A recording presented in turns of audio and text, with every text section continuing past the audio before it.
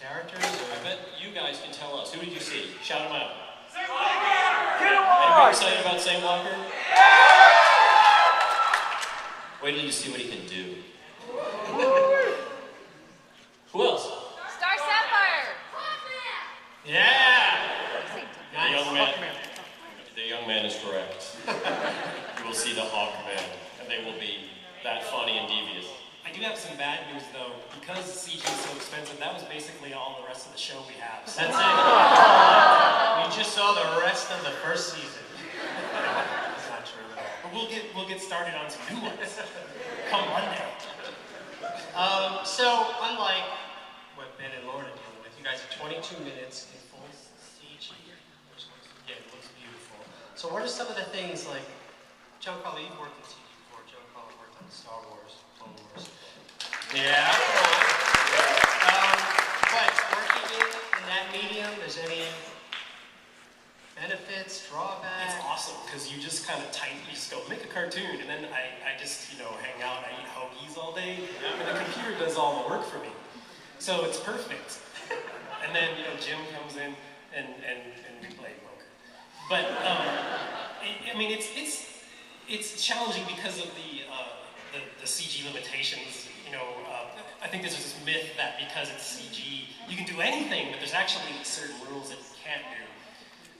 But hopefully you guys won't be aware of that when you're watching the show. You'll just be invested in the story and that sort of thing. I have some. You mentioned Clone Wars. You reminded me of something in Clone Wars. I always wanted to have one of the characters do a double blink, which is that kind of like lizard like. And George Lucas never let me do it. George who? What? Oh, just this guy. But now that me and Jim are doing Green Lantern, I got to do it not only in the show, but I got to give it to St. Walker. So there you go. There was something that George Lucas didn't want, but made it in Green Lantern. It cost $45 million to do this, but it was worth it. Jim, the stories, what did you focus on in the first season?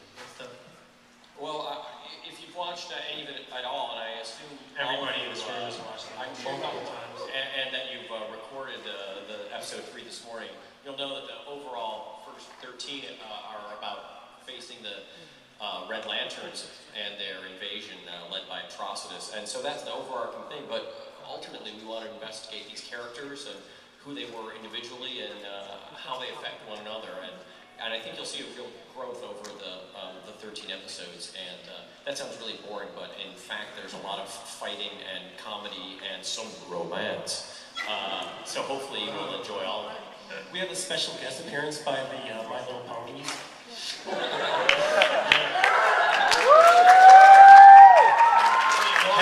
Hence the romance.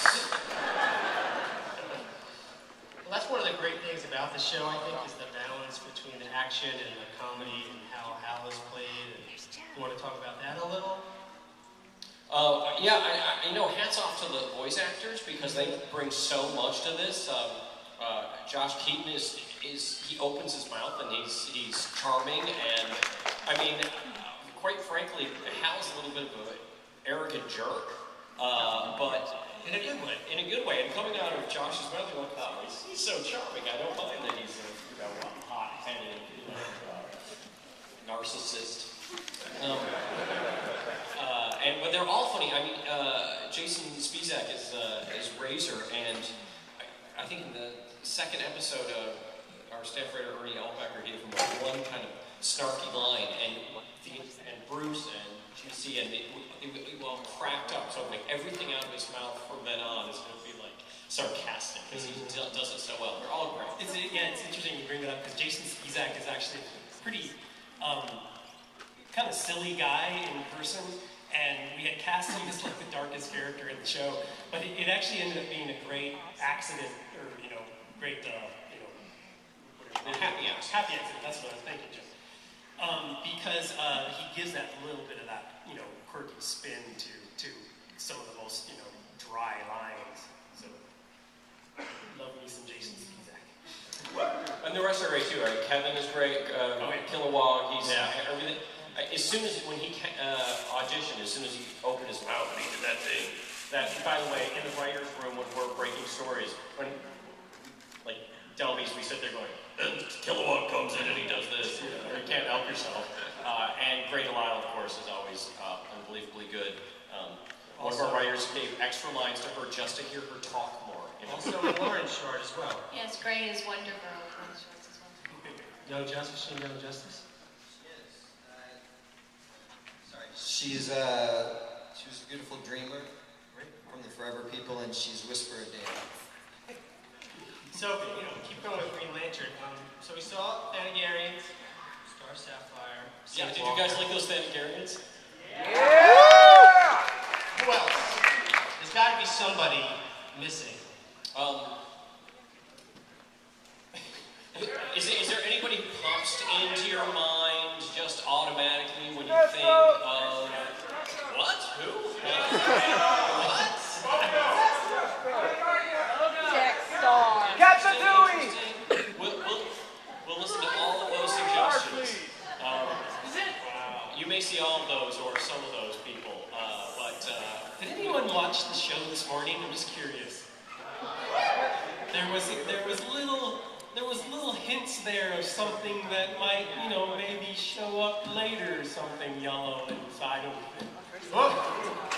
Come on! That's a 10-ton hit, guys. All right, great. We're going to save the questions again. So we'll get into Young Justice next.